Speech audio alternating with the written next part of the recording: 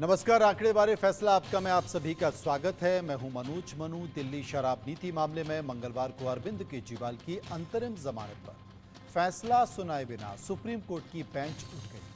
केजरीवाल को जमानत दी जाए, इसके लिए सुप्रीम कोर्ट की तरफ से कुछ कमेंट भी किए गए, साथ ही शर्त भी रखी गई। केजरीवाल शर्त मानने के लिए भी तैयार हैं और ऐसा माना जा रहा है कि केजरीवाल को शराब घोटाला मामले में जल्द ही जमानत मिल जाए। लेकिन केजरीवाल के लिए नई फजीहत भी आ चुकी है। दिल्ली के उपराज्यपाल ने केजरीवाल के खिलाफ एनआईए जांच की सिफारिश कर दी है। आरोप लगा है कि खालिस्तानी आतंकी भुल्लर को रिहा करने के बदले पैसे की हेराफेरी हुई है। मतलब साफ है कि केजरीवाल पर संकट बढ़ता जा रहा है। इस बीच सियासत भी बढ़ती जा रही है और इसी मसले पर इंडिया न्यूज की तरफ से बड़ा सर्वे किया गया है। लेकिन पहले आपको एक खास रिपोर्ट दिखाते हैं।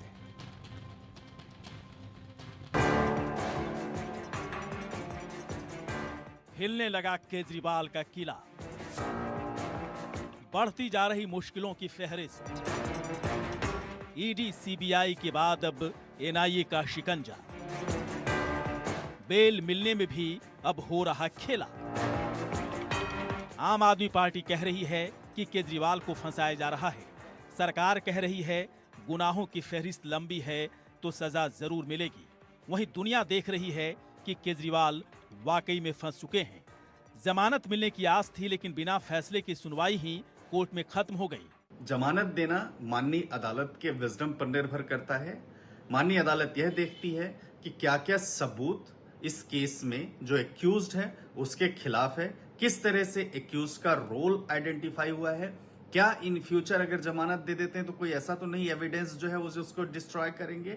और साथ ही साथ ये भी है कि अभी क्या इस मामले में इन्वेस्टिगेशन कंप्लीट हुई है, कस्टडी की जरूरत फर्दर है कि नहीं है, और एक्यूज की गिरफ्तारी तो नहीं होनी हुई है। दिल्ली शराब नीति मामले में मंगलवार को अरविंद केजरीवाल की अंतरिम जमानत पर फैसला सुनाए बिना सुप्रीम कोर्ट की बेंच उठ गई। सुबह 10:30 बजे सुनवाई शुरू होने के बाद लंच से पहले तक कोर्ट ने जमानत की शर्तें तय कर ली थी। हालांकि तब ईडी ने कहा कि केजरीवाल के वकील को 3 दिन सुना गया, हमें भी पर्याप्त समय दिया जाए। फिर क्या था, केजरीवाल की जमानत ही बीच में लटक गई। वहीं जमानत पर कोर्ट की तरफ से 4 कमेंट भी किए गए।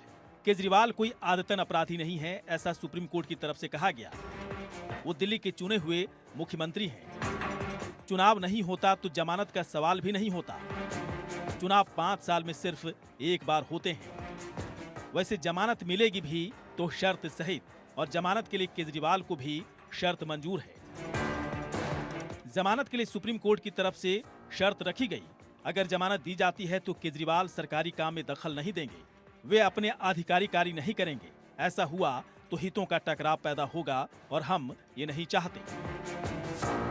वहीं सुप्रीम कोर्ट की शर्त केजरीवाल को मंजूर है, लेकिन सवाल है कि अब जमानत पर फैसला होगा कब।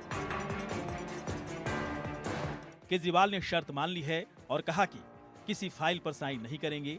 शर्त है कि एलजी किसी भी काम को इस आधार पर न रोके कि फाइल पर साइन नहीं है। ऐसा कुछ नहीं बोलूंगा जो नुकसान पहुंचाने वाला हो। दिल्ली की राउज एवेन्यू कोर्ट ने भी केजरीवाल की न्यायिक हिरासत 20 मई तक बढ़ा दी है। मतलब साफ है, केजरीवाल की मुश्किलें अभी बरकरार है। ईडी सीबीआई के बाद अब एनआईए का शिकंजा भी बढ़ने वाला है। दरअसल केजरीवाल पर एनआईए जांच की सिफारिश की गई है। गृह मंत्रालय को दिल्ली के एलजी की तरफ से पत्र लिखा गया है। सिख फॉर जस्टिस से फंड लेने के आरोप लग रहे हैं। 16 मिलियन अमेरिकी डॉलर डकारने के आरोप केजरीवाल पर लग रहे हैं। आतंकी देवेंद्र पाल भुल्लर की रिहाई के बदले पैसे खाए गए, और साथ ही खालिस्तान समर्थक भावनाओं को बढ़ाने के भी आरोप केजरीवाल पर लग रहे हैं। केजरीवाल पर नए आरोप शराब घोटाला कांड से भी संगीन है। भले ही शराब घोटाला मामले में उन्हें जमानत मिल जाए, लेकिन एनआईए के शिकंजे से कैसे बच पाएंगे केजरीवाल, कहना आसान नहीं है। Bureau report, India news. आपने विस्तार से इस रिपोर्ट को समझ लिया होगा। बात करते अपने सर्वे की, जो हमने लोगों के बीच गए, वहां पर उनसे कुछ सवाल पूछे और जनता की राय निकल कर आई। सर्वे का पहला सवाल ले लेते हैं। पहला सवाल, आप दिल्ली के सीएम अरविंद केजरीवाल का बड़ा गुना क्या मानते हैं? 41% लोगों ने कहा शराब घोटाले में शामिल। 16% ने कहा घोटालेबाजों का संरक्षण और 28% ऐसे लोग थे जो मान रहे थे कि गुनाहगार नहीं मानते हैं अरविंद केजरीवाल को। 15% लोगों ने इनमें से किसी भी विकल्प को नहीं चुना। मेहमानों के पास चलेंगे, समझने की कोशिश करेंगे और जानेंगे कि आखिर वो इस पर क्या मानते हैं। सुधांशु मित्तल साहब हैं, नेता बीजेपी हैं। विक्रम लोहिया जो कि कांग्रेस के नेता और प्रवक्ता हैं। संजीव उनियाल भी हमारे साथ जुड़ेंगे जो कि राजनीतिक विश्लेषक है। लेकिन सबसे पहले सुधांशु जी के पास चलते हैं। सुधांशु जी, अगर इस मुद्दे को देखा जाए, सुप्रीम कोर्ट में आज लंबी बहस भी हुई। सुप्रीम कोर्ट ने माना कि ये एक अलग विषय है, ये समझना होगा क्योंकि चुनाव चल रहे हैं। ये बात अलग है कि वे अपने कामकाज में, अगर उन्हें जमानत दी जाती है तो कामकाज में दखल नहीं देंगे, कुछ भी गलत नहीं बोलेंगे। अरविंद केजरीवाल के वकील ने मान लिया। लेकिन जब हम जनता के बीच पहुंचे और वहां पर यह पूछने की कोशिश की कि अरविंद केजरीवाल का बड़ा गुनाह क्या है, तो 41% लोगों ने माना कि शराब घोटाला। मनोज जी, स्वाभाविक तौर पे आज सबको पता है कि केजरीवाल जी का आचरण दुराचरण है।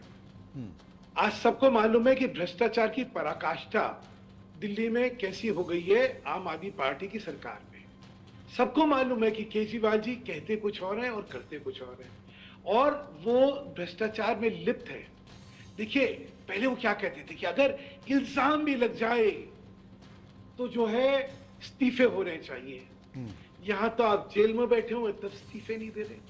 तो दिल्ली की जनता ने उनका असली चेहरा पहचान लिया है। सत्ता की भूख ने उन्हें नैतिकता खत्म कर दी, ईमानदारी खत्म कर दी। जो चोला पहना हुआ था ईमानदारी का, वो बेनकाब हो चुका है। सबने देखा है, हर चीज में भ्रष्टाचार है। लेकिन क्या है, एक ऐसी चीज आ गई जिसमें कि स्पष्टता से जनता को दिख गया कि कैसे पैसे खा के यहाँ की शराब नीति जो है इन्होंने बदली, लोगों को फायदा देने के लिए करी और दिल्ली का जनता के लिए अनहित करा। आप सोचिए कितनी शराब की दुकानें बढ़ाई, कितना 25 साल की उम्र से 18 साल की उम्र कर दी। क्यों करी? सिर्फ एक ही, ताकि पैसा मिल जाए। तो ऐसे भ्रष्टाचारी का जब बेनकाब होना लोगों को स्पष्ट है। आम आदमी पार्टी रोज प्रेस कॉन्फ्रेंस करती है, रोज प्रेस वार्ता करके कहती है ये हुआ वो हुआ, लेकिन आपके सर्वे ने इसको स्पष्ट कर दिया। 41% लोग मानते हैं कि ये उसमें लिप्त है। सीधे चलेंगे कांग्रेस नेता, आपने ठीक कहा, कांग्रेस नेता विक्रम लोहिया इस वक्त हमारे साथ मौजूद हैं। हम विक्रम लोहिया के पास चलेंगे। विक्रम साहब, पहले यही आरोप जो सुधांशु मित्तल साहब लगा रहे हैं वही आरोप आप भी लगाते थे जब ये शराब घोटाला हुआ। अब बात अलग है कि आपका गठबंधन है, आपके गठबंधन के साथी और आपको मिलकर चुनाव लड़ना पड़ रहा है। देखिए मनोज भाई, बिल्कुल बिल्कुल सच बात है कि हम लोगों ने लिक्कर पॉलिसी के शिकायतें हमने की थी। हमारे दिल्ली कांग्रेस के अध्यक्ष हम सब लोग जाकर के हमने इसकी शिकायतें दर्ज कराई थी। इसमें कोई झूठ बात नहीं है। परंतु हमने इस बात की भी शिकायत दर्ज कराई थी कि लिक्कर पॉलिसी की जो फाइल एलजी साहब के पास गई और एलजी साहब ने वो फाइल पास की। जब एलजी साहब दिल्ली सरकार की ट्रांसफर पोस्टिंग की फाइलों को रोक दिया करते थे, जब एलजी साहब इनकी विदेश जाने की फाइलों को रोक दिया करते थे, तो मैं पूछना चाहता हूं कि एलजी साहब ने वो लिक्कर पॉलिसी क्यों पास कराई? हमने इस बात की भी शिकायत की थी। हमने कहा था ये बहुत गंभीर विषय है कि जो आज केजरीवाल के खिलाफ जांच हो रही है, तो तत्कालीन उपराज्यपाल साहब के खिलाफ भी एक जांच होनी चाहिए कि लिक्कर पॉलिसी जब उनके पास गई तो वो कैसे पास हुई। ट्रांसफर पोस्टिंग की फाइल तो पास नहीं होती थी, विदेश जाने की फाइलों को रोक देते थे। लेकिन आज ये गंभीर विषय है, मैं आपके चैनल के माध्यम से कह रहा हूं, हमने कंप्लेंट की थी इसकी। अगली बात, दूसरी बात, जो जिस कंपनी को ये टेंडर दिया गया था, मध्य प्रदेश की एक कंपनी सोम डिस्टिलरी कंपनी की बात कर रहा हूं, उसने 2 करोड़ रुपए चंदा उसी सेम टाइम पे भारतीय जनता पार्टी के खातों में डाला था। तो हमने इसकी भी शिकायत की थी कि भाजपा, इनके 150 से ज्यादा पार्षद थे, इनके 8 विधायक थे, इनके 7 सांसद थे, इनमें से इन लोगों ने आकर के जमीनी स्तर पे क्यों नहीं प्रदर्शन किया, क्यों नहीं एलजी साहब से मुलाकात की? चलिए, चूंकि आप जो सवाल उठा रहे हैं वो हम सुधांशु मित्तल साहब से जवाब लेते हैं। मित्तल साहब, जो बात विक्रम लोहिया कर रहे हैं, आप इत्तेफाक रखते हैं? विक्रम जी से सिर्फ ये पूछिए कि केजरीवाल भ्रष्ट है या नहीं है। उसके अलावा कौन कौन भ्रष्ट है तो अलग बात है। पहली बात यह है कि आपने खुद ने इल्जाम लगाया, आपने शिकायत करी और कहा केजरीवाल भ्रष्ट है, तो कम से कम उसको तो मानिए। बोलिए ना कि हाँ केजरीवाल भ्रष्ट है और हम एक भ्रष्ट आदमी के साथ हमने समझौता करा है। मैं आपसे कहना इतनी सी चाहता बात है। हूं, मैं सुधांशु, अरे भाई, मैं सिर्फ एक, मैं बीच में नहीं बोला, मैं एक खत्म बोलूं फिर आप जी सुधांशु भाई जी बताइए। विक्रम जी, कांग्रेस की क्या नैतिकता है? जो आदमी आपको शुरू दिन से गाली देता है, चाहे सोनिया जी हो, चाहे चाहे शीला दीक्षित जी थी, क्या क्या नहीं बोला, आप सबने क्या क्या नहीं बोला। और ये तो शिकायती आपने करी कि केजरीवाल पे, केजरीवाल भ्रष्ट है। अरे भाई, आप कह रहे हैं कि एलजी के खिलाफ भी हमने करी होगी। यहाँ मैं उत्तर दे देता हूँ सुधांशु भाई, मैं आपको उत्तर दे देता हूँ। जेल में है, जांच एजेंसी ने केजरीवाल को दोषी पाया है और जांच एजेंसी ने उनको जेल में डाल रखा है। अब बिल्कुल, अब सुधांशु जी सही बात कर रहे हैं। सुधांशु जी जो कह रहे हैं कि विक्रम साहब, आप ये बता दीजिए सबसे पहले, वे एक लाइन की बात है कि अरविंद केजरीवाल दोषी हैं कि नहीं है, भ्रष्टाचार का आरोप उनके ऊपर लगा, वो सही है कि नहीं है, इसका जवाब दे दीजिए। मैं आपसे सुधांशु भाई से भी एक प्रश्न, मेरा भी एक प्रश्न है, मैं सुधांशु भाई से पूछना चाहता हूं। सुधांशु भाई, क्या अजीत पवार को जब प्रधानमंत्री जी मंच से चिल्लाकर कहते हैं कि 70,000 करोड़ का घोटालेबाज, एक मिनट मेरे बीच में नहीं बोला आपने, रोक दिया मुझे, मैं अपनी बात पूरी कर लूं। क्या प्रधानमंत्री जब 70,000 करोड़ का घोटालेबाज अजीत पवार को कहते हैं, शुभेंदु अधिकारी को कहते हैं, और कोयला खा गया नवीन जिंदल को कहते हैं कोयला खा गया ये व्यक्ति, तो आप बताइए कि आप मेरी बात सुनिए। केजरीवाल की, मैं कह रहा हूं कि हमने केजरीवाल की शिकायत की, केजरीवाल के खिलाफ हम गए, हमने एलजी साहब के लिए भी कहा, हमने सोम डिस्टिलरी कंपनी के बारे में भी कहा, किंतु आप बात डाइवर्ट करने की बात कर रहे हैं। मैं ये पूछना चाहता हूं कि आप देखिए, अगर वो शीला दीक्षित जी को कोसता था, ये बता कि कारवां क्यों लूटा, मुझे और क्या लुटा है, क्या, इसका जवाब दे दीजिए। फिलानी तेरे रहगुजारी का सवाल है, ये ना करो।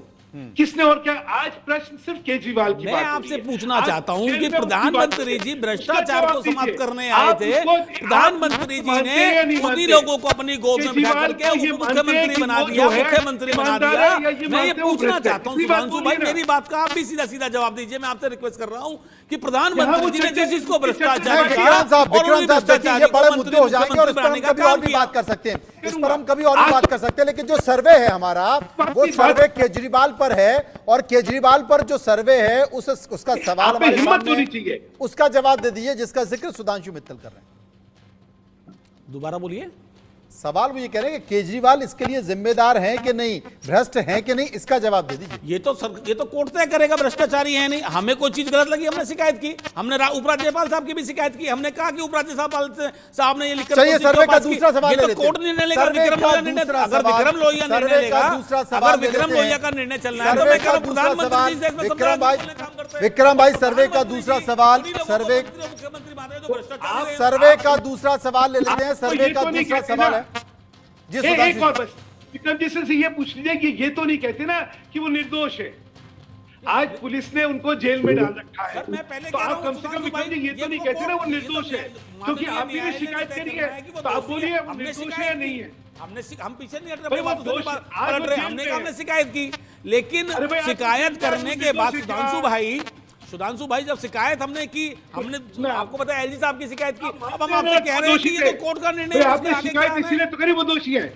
चलिए कोई और दोषी भी होगा ना, केजरीवाल तो दोषी है ना, खत्म हुई बात, अब आगे चलते हैं। चलिए सर्वे का दूसरा सवाल ले लेते हैं। सर्वे का दूसरा सवाल है, आम आदमी पार्टी पर खालिस्तान समर्थक गुटों से फंडिंग का आरोप लगा है। इस पर हमने लोगों से पूछा कि आपकी राय क्या है। 43% लोगों ने कहा कि मामले की जांच हो, 10% लोगों ने कहा देश विरोधी गतिविधियां हैं, 29% लोगों ने कहा कि चुनावी रंजिश में ये आरोप लगते हैं, 18% लोगों ने इनमें से कुछ भी विकल्प चुनने से इनकार किया। ये तमाम सारी चीजें हैं। आप सुधांशु साहब, पहले शराब घोटाले की बात आई, शराब घोटाले की जांच आई, उसके बाद अब ये नया एंगल निकल कर आ गया खालिस्तान वाला। अब कांग्रेस और आम आदमी पार्टी के लोग, जनता की राय तो निकल कर आ रही है, 43% लोगों ने कहा कि मामले की जांच होनी चाहिए, लेकिन ये लोग आरोप लगा रहे हैं कि साहब एक खत्म नहीं हुआ, दूसरा लगा दिया, पूरा खेला चुनाव का है। अपराध होता है और अपराधी कब पकड़ा जाएगा या उसके अपराध का संज्ञान कब लिया जाएगा, ये जो है, ये इस पे प्रश्न उठाना जो है, मुझे लगता है अपराधी का बचाव करना है। अच्छा, ये कोई मामूली अपराध नहीं है। आप सोचो, इस देश की अस्मिता का सवाल है, इस देश की सुरक्षा का सवाल है। इस देश ने वो दौर देखा है जिसमें कांग्रेस ने शहादत दी थी श्रीमती इंदिरा गांधी की, उस आतंकवाद का दौर देखा है। उस आतंकवाद के दौर को दोबारा जिंदा करने के लिए अरविंद केजरीवाल $18 मिलियन एक सिख फॉर जस्टिस के लोगों से, पुन्नू जैसे लोगों से ले लेते हैं। शर्म नहीं आई इनको? और आज कांग्रेस को सोचना चाहिए कि क्या वो एक ऐसे आदमी का समर्थन करेंगे जिसका ये आचरण रहा हो, वो देश की सुरक्षा से, देश की अस्मिता से जिसने खिलवाड़ करा हो, जो एंटी नेशनल फोर्सेस के साथ लग गया हो, टेररिस्ट फोर्सेस के साथ जो है हाथ मिला रहा हो। और ये आज तक का सबसे मजेदार बात देखिए, आज तक आम आदमी पार्टी के किसी भी प्रवक्ता की, किसी भी नेता की हिम्मत नहीं हुई कि प्रेस वार्ता करे। हर छोटी चीज के लिए तो प्रेस वार्ता कर सकता है, इसके लिए हिम्मत नहीं हुई कि वो प्रेस वार्ता करे और इसका खंडन करे। क्यों? पनून ने खुद ने वीडियो जारी करके सारा भंडाफोड़ करा है। ये खुद मानते हैं कि हाँ वो 2014 में उनसे मिले थे। क्यों मिले थे भाई तुम पनून से? तुम्हें पता नहीं था कि वो कौन है? दुनिया ने उसको आतंकवादी घोषित कर ये आरोप लग रहे हैं। बिल्कुल आपने सही कहा। थी? संजीव उनियाल राजनीतिक विश्लेषक हमारे साथ मौजूद हैं। संजीव जी क्या कहेंगे आप? अनम्यूट कर लीजिए, आपका म्यूट है, आपका सिस्टम म्यूट। जी हाँ संजीव जी। मुझे लगता है आवाज आ रही है? हाँ आ रही है आपकी, बताएं। मुझे लगता है 2-3 बातें हैं इसमें कि जो व्यक्ति किस टाइम एंट्री लेता है आईआरएस, और जब अन्ना जी का आंदोलन था, मैं पर्सनली किसी पॉलिटिकल पार्टी से बिलोंग नहीं करता, मैं खुद वहां पर भोजन के पैकेट्स लेकर गया था कि केजरीवाल जैसे साफ सुथरी छवि के लोग, किरण बेदी जैसे लोग, कुमार विश्वास जैसे लोग, प्रशांत भूषण जैसे लोग वहां पर खड़े हुए थे मंच पर, और वो जो कहते थे कि लगता था कि एक पॉलिटिकल छवि का एक नया रूप, एक स्वरूप निकल कर आएगा देश के सामने। परंतु आज लोग भयभीत हो जाते हैं पॉलिटिक्स के नाम पर, और जब देखते हैं कि इतना खतरनाक तरीके से एंटर करना कि मैं संतरी नहीं लूंगा, मैं मंत्री नहीं लूंगा, मैं गाड़ी नहीं लूंगा, मैं सुरक्षा नहीं लूंगा, मैं बंगला नहीं लूंगा, करप्शन तो बहुत दूर की बात हो, करप्शन के उस लिप्त हो जाना, उस गंदगी में, शराब जैसे घोटाले में, और जितना strong case, being an advocate मैं देखता हूं, इतना स्ट्रॉन्ग केस है इनके अगेंस्ट कि आज जब माइंड मेकअप कर लिया कोर्ट ने 2 दिन पहले, 3 दिन पहले, जस्टिस संजीव खन्ना और दत्ता जी ने ये माइंड मेकअप कर लिया कि हाँ, सिर्फ अगर हम पूरी टोटलिटी में चीजों को ना देखें और सिर्फ इलेक्शंस के पॉइंट ऑफ व्यू से देखें, तो एक पॉलिटिकल लीडर को 5 साल के बाद आने वाले उत्सव में पार्टिसिपेट करने का मौका मिलना चाहिए। परंतु देखिए, आज की दलीलों के बाद, आज के एविडेंसेस के बाद, आज के क्रॉस एग्जामिनेशन को पेश करने के बाद कोर्ट रुक गया, कोर्ट सदमे में आ गया दोबारा कि मैंने वो 2 दिन पहले जो स्टेटमेंट दी थी, हाउ इमेच्योर दो स्टेटमेंट्स वर इन एविडेंसेस को देखने के बाद, और उन्होंने आज फिर से उसको नेक्स्ट वीक के लिए लगा दिया। तो इससे पता लगता है कि कितना स्ट्रॉन्ग केस, कितना गंभीर ये मामला और इसके सबूत भी कितने गंभीर होंगे। सर्वे का एक और सवाल ले लेते हैं। अरविंद केजरीवाल के लिए सबसे बड़ी मुसीबत किस एजेंसी की जांच बन गई है? 10% लोगों का मानना है दिल्ली पुलिस, 53% लोगों का मानना है ईडी, 10% लोगों का मानना है कि सीबीआई, और 8% लोग मानते हैं कि एनआईए मुसीबत होने वाली है। 19% लोगों ने कुछ भी कहने से इनकार कर दिया। विक्रम साहब, कहीं ऐसा तो नहीं कि गठबंधन एक मुसीबत बन जाएगा? देखिए, गठबंधन मुसीबत है या नहीं है, लेकिन मैं कहना चाहता हूं आज देश की जनता के लिए भारतीय जनता पार्टी की जो सरकार है, ये सबसे बड़ी मुसीबत है, जो ईडी, सीबीआई और इनकम टैक्स जैसी संस्थाओं का दुरुपयोग करने का काम करती है। मैं कहना चाहता हूं कि देखिए, मैंने आज पहली बार देखा अपने इस जीवन काल में कि कोई व्यक्ति अगर जेल में है, उसकी डेली की अपडेट ईडी ले रही है। आज तक मैंने कभी ऐसा नहीं देखा कि कोई अगर व्यक्ति जेल चला जाता है तो कोई जांच एजेंसी उसका डेली का अपडेट लेती हो। कोर्ट के माध्यम से आप उसकी जांच, आप रिपोर्ट मांग सकते हैं, लेकिन एवरीडे कोई एलजी को जेलर जो है एलजी को रिपोर्ट कर रहे हैं डीजी साहब, और डीजी साहब जो हैं ईडी को रिपोर्ट कर रहे हैं। लेकिन मेरा मानना यह है कि जो आज घटनाक्रम चल रहा है, केजरीवाल के साथ चल रहा हो या किसी और पार्टी के या किसी भी और दल के नेताओं के साथ चल रहा है, मैं कहना चाहता हूं कि किसी भी प्रकार की एजेंसियों का दुरुपयोग नहीं होना चाहिए। चलिए जवाब ले लेते हैं। सुधांशु मित्तल साहब, जवाब। कितनी हास्यप्रद बात है, आज तक किसी भी कैदी के बारे में रोज जो है प्रेस वार्ता किसी राजनीतिक संगठन ने करी है क्या? आज उनके पेट में दर्द हो रहा है, आज उनके नाक में दर्द हो रहा है, आज पता नहीं क्या क्या उनका ब्लड प्रेशर हो गया। अरे रोज रोज तो अखबारों की सुर्खियों में बने रखने के लिए आम आदमी पार्टी और आप लोग ये कर रहे हैं। और देखिए, इल्जाम किस बात का लगा रहे हैं, मैं एक चीज और बता देता हूं। ईडी ने जो पकड़ा है बड़े गंभीर आरोप में पकड़ा है, कोई छोटे मोटे आरोप नहीं है। और एनआईए जिसकी जांच कर रही है वो देश के खिलाफ जो षड्यंत्रकारी हैं, उनकी मदद करने वाले, आतंकियों की मदद करने वाले, उन लोगों के खिलाफ जांच हो रही है। सारा पैसे का जो नेक्सस था कि पैसा कैसे गया, कहां से आया, देखिए एनआईए ने बहुत बड़ा काम करा। कश्मीर के आतंकवाद की कमर तोड़ने में सबसे बड़ा हाथ एनआईए का था। यहां पे दिल्ली में, जम्मू में, कश्मीर में, हर जगह जो था, जो इनका पैसे का जो लेन देन का नेटवर्क था, उसको आइडेंटिफाई करके उसको तोड़ा। आज वही काम आतंकवादियों के खिलाफ हो रहा है और उसमें जो है ये अरविंद केजरीवाल फंस रहे हैं। ये मजाक नहीं है। विक्रम जी, मैं आपकी मजबूरी समझ सकता हूं। नहीं सुधांशु कि भाई, आपको हमारी कोई अपने मजबूरी नहीं है। हम मजबूरी के विक्रम साथ जी, नहीं चलते, विक्रम जी, हम विक्रम मजबूती जी, के साथ देखिए, चलते हैं। बड़ा अच्छा डिबेट चल रहा है, बड़ा सभ्य डिबेट चल रहा है। मैं अपनी बात रखूंगा, आप अपनी बात बिल्कुल रखिएगा। बिल्कुल बिल्कुल बिल्कुल मैं आज आपकी बात आज से सहमत विक्रम जी की मजबूरी मैं समझ सकता हूं कि उनको इनके लिए अपनी हमदर्दी बयान करना इनकी मजबूरी है, क्योंकि पंजाब में तो कह रहे हैं कि बहुत ही गंदे लोग हैं ये, पंजाब में कह रही है भ्रष्ट लोग हैं, पंजाब में कह रहे हैं अरविंद केजरीवाल से ज्यादा भ्रष्ट कोई चेहरा नहीं है, पंजाब में कह रहे हैं भगवत मान दारू पी के पड़ा रहता है, पंजाब में हर चीज कह रहे हैं। अब दिल्ली में क्योंकि इन्होंने जो है यहाँ पे उनके साथ समझौता करा है, सीटों तो का आप बंटवारा हो गया है, तो अब कैसे कहा जा सकता है, ये एक बड़ी उनकी बड़ी गुणगान करने परेशानी है पड़ेंगे। सुधांशु जी। लेकिन एक बड़ा महत्वपूर्ण सवाल है, उस पर जवाब तो विक्रम साहब को देना पड़ेगा। और वो सवाल जो हमने पूछा दर्शकों से, वो सवाल है कि क्या अरविंद केजरीवाल को मुख्यमंत्री पद से इस्तीफा दे देना चाहिए। 51% लोगों ने कहा कि हाँ देना चाहिए, 40% लोगों ने कहा नहीं देना चाहिए और 3% लोग इनमें से किसी भी विकल्प को चुनना नहीं चाहते थे। विक्रम साहब, आप ही बता दीजिए, क्योंकि इसके पहले हमेशा होता रहा है कि नैतिकता के आधार पर झारखंड के मुख्यमंत्री ने भी इस्तीफा दिया और अरविंद केजरीवाल अगर इस्तीफा नहीं दे रहे हैं तो आप उनके इस निर्णय से सहमत हैं? देखिए, मैं मनोज भाई फिर आपसे कहना चाहता हूं, बार बार वही बात कहना चाहता हूं, अपनी बात को दोहराना चाहता हूं कि हमारे प्रदेश झारखंड के मुख्यमंत्री ने इस्तीफा दिया, वो उनका निजी निर्णय था।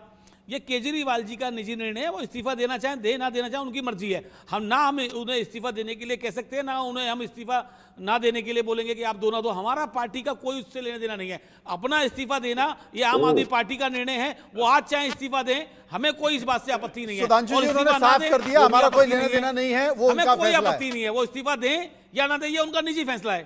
सुधांशु जी, इनको शायद मैं विक्रम जी का समझ सकता हूँ। विक्रम जी को शायद 95-96 का दौर ध्यान नहीं है, जब नरसिम्हा राव जी के जमाने में हर कांग्रेस के मंत्री को जिसके ऊपर भ्रष्टाचार के आरोप लगे थे उसको इस्तीफा देना पड़ा था। निश्चित तौर तो पे जेल की बात हो रही है, मैं खत्म कर लूं विक्रम जी प्लीज। यहाँ जेल की बात हो रही है, एक इस संवैधानिक नैतिकता की एक प्रश्न है। संविधान में कभी ये सोचा ही नहीं था कि कोई मुख्यमंत्री भ्रष्टाचार के आरोप में जेल में होगा और फिर भी वो मुख्यमंत्री बना रहेगा। अरे आपने मनीष सिसोदिया का क्यों इस्तीफा ले लिया, आपने सचिन जैन का क्यों ले लिया, बाकी सबके लिए इस्तीफे लेंगे। लेकिन जब मेरा, और ये खुद वो कहते थे, अरे ये तो जेल में जाने की तो बात छोड़िए, ये तो खुद कहते थे कि अगर इल्जाम लगा तो इस्तीफा होना चाहिए।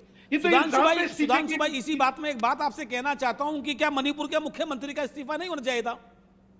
क्यों? मैं आपसे सवाल उसके पूछता ऊपर हूं। कौन से आपकी पार्टी के भाजपा के विधायक ने कहा कि मुख्यमंत्री बोल रहे हैं। आप, मैं एक सवाल पूछना चाहता हूं, क्या आप ये डबल स्टैंडर्ड की बात आप करते हैं? अच्छा लगता है आप ऐसी बात बोलते हैं?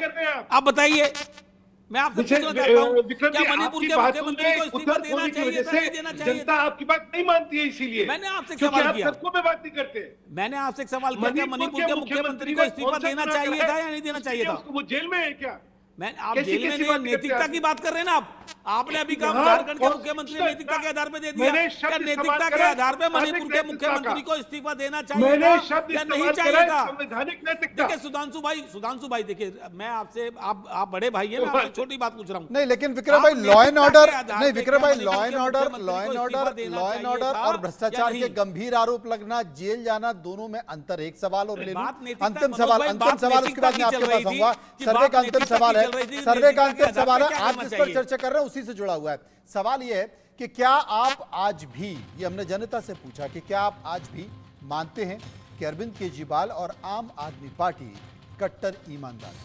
46% लोगों ने कहा कि हाँ ईमानदार है, 49% ने कहा नहीं है और 5% इस पर कुछ भी कहना नहीं चाहते थे। उनियाल साहब हमारे साथ मौजूद हैं, एक छोटा सा रिएक्शन उनसे ले लेते हैं। उनियाल साहब, मुझे दो बातें लगती हैं कि वो जो दो हिस्ट्री की दो बातों को कहूंगा जल्दी से।